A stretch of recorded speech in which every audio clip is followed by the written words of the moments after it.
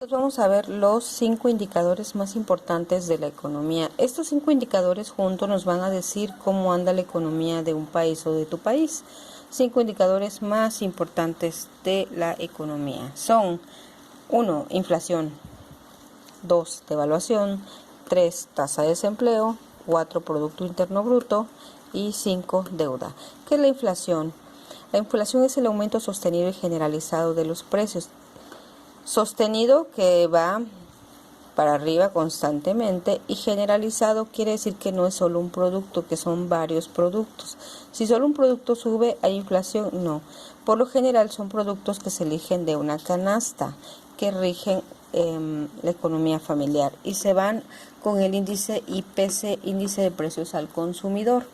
Por lo general se eligen varios productos en la canasta que se mide, como aceite, leche, huevos, pan, harinas, galletas, arroz, frijol. Hay una serie de grandes productos que están marcados en el índice de precios al consumidor, y este, por ejemplo, puede ser 6%, 4%. ¿Eso qué va a decir? La inflación que tiene el país.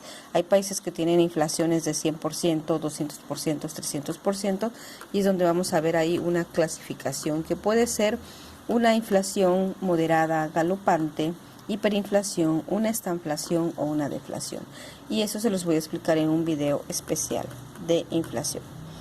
La devaluación es la pérdida del valor adquisitivo de una moneda ante otra. Quiere decir que la moneda va perdiendo su valor. ¿Por qué?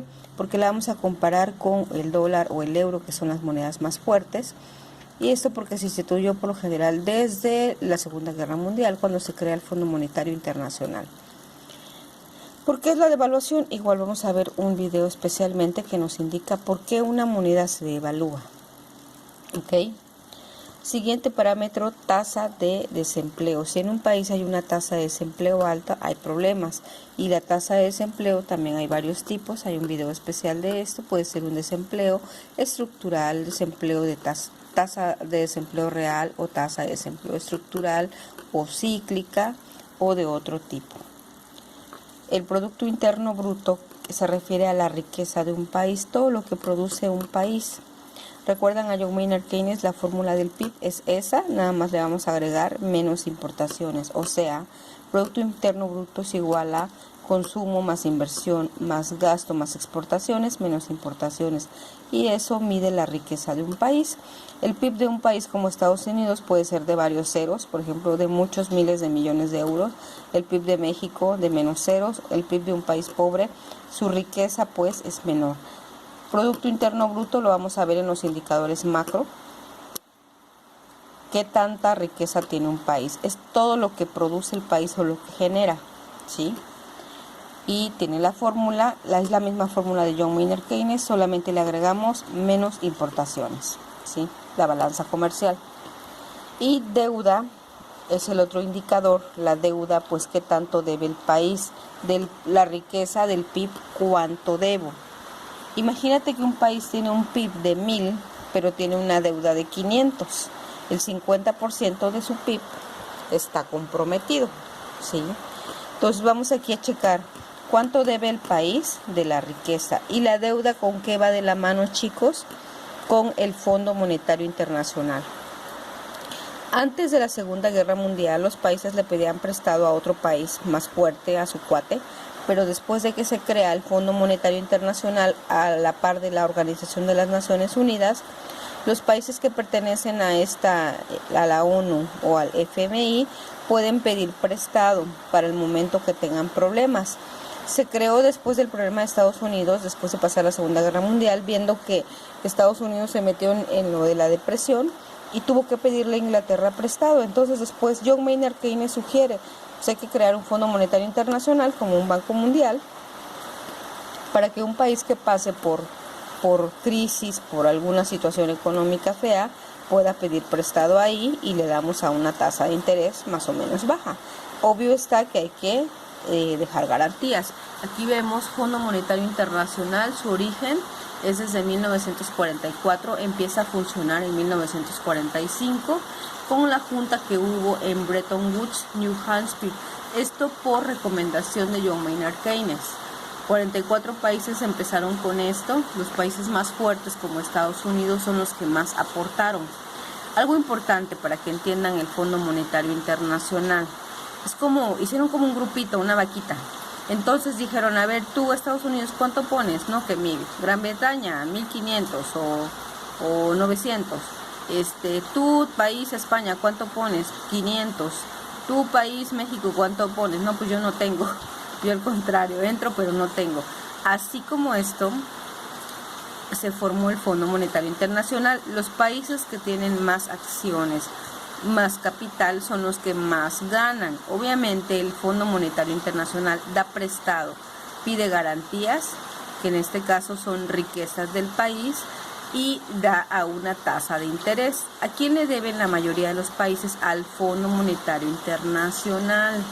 Como México, estamos encharcados ahí con muchos billones de pesos.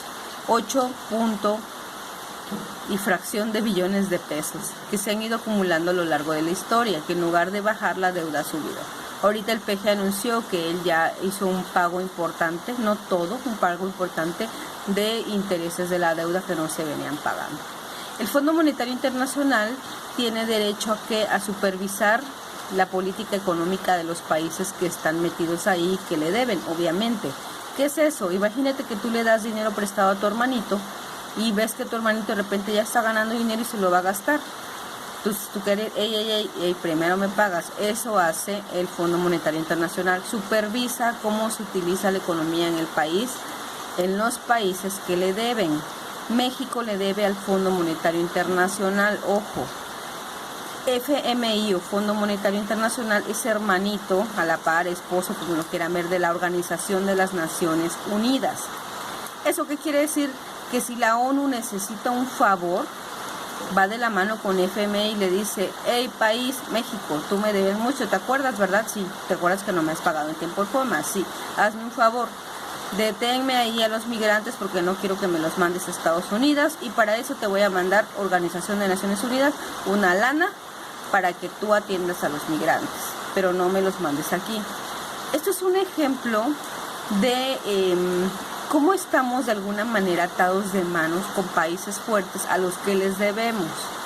¿Quién es el accionista mayor del Fondo Monetario Internacional?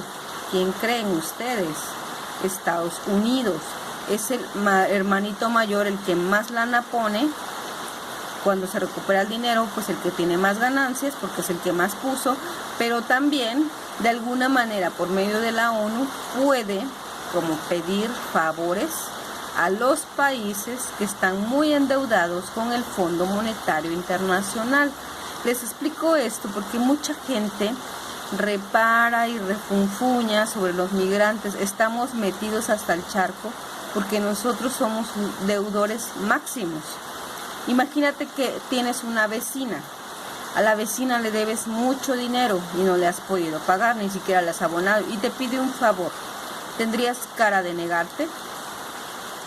Tal vez sí, pero no te conviene, porque entonces va a decir, no me vas a hacer un favor, págame. ¿No tienes para pagarme? Me cobro con las garantías. ¿Qué garantía crees tú que deja un país en un préstamo internacional? Las riquezas del país, en el caso de México, su petróleo y su territorio mexicano.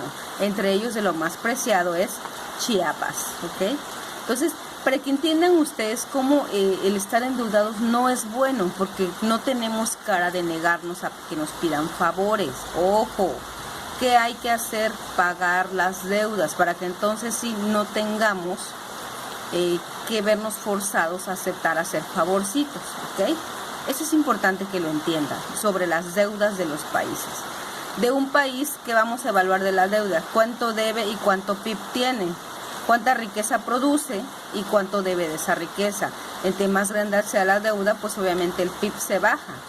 Y eso nos va a indicar entonces el siguiente tema, que son los ciclos económicos. ¿Qué son los ciclos económicos? Y también de esto hay una explicación aparte, pero aquí lo vemos.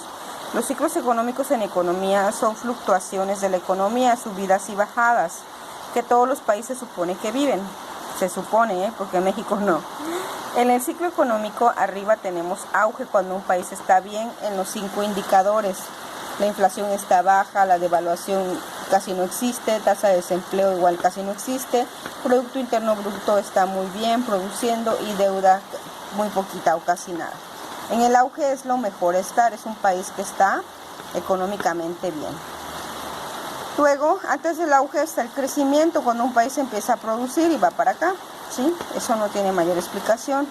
Me bajo y tenemos la recesión, un país en problemas donde hay hiperinflación o hay una estanflación, hay problemas de devaluación, de tasa de desempleo, Producto Interno Bruto bajo o se estanca la economía, dejan de producir las empresas, la deuda aumenta y es una recesión, es una situación muy crítica y muy fea, pero la peor es la depresión.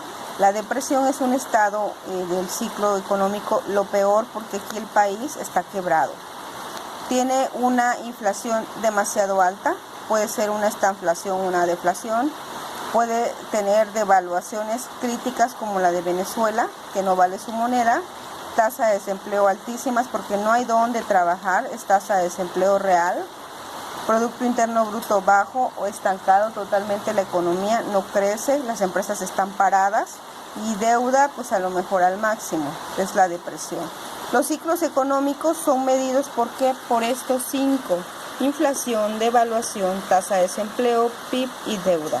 Para que entendamos mejor vamos ahorita a ver los datos macro y vamos a checar cuánta inflación tienen los países, cuánto de devaluación, cuánto de tasa de desempleo, cuánto PIB y cuánta deuda, para ir más o menos checando en qué ciclo económico están. Aquí yo les mencioné auge, crecimiento, depresión y recesión. Lo peor es la depresión.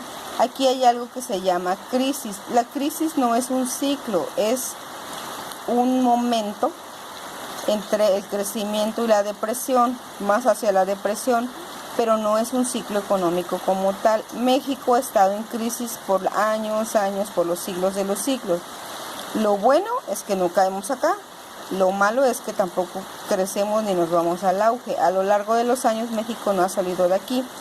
Países como Estados Unidos han caído en depresión, se levantan, llegan al auge. Países como Inglaterra lo mismo, caen a depresión, se levantan y van al auge. Rusia estuvo en superdepresión después de la Segunda Guerra Mundial, recuerden que ellos perdieron, estuvo en depresión, se fue a recesión, luego a crisis, crecimiento y auge. Rusia lo más importante que tiene, chicos, es que ya no le debe a nadie y por eso es libre de decidir. Un país que es libre, que no debe, es libre también de ejercer su economía. Mucho ojo. Entonces espero que se les quede 5 indicadores importantes: inflación, devaluación, tasa de desempleo, PIB y deuda. ¿Ok?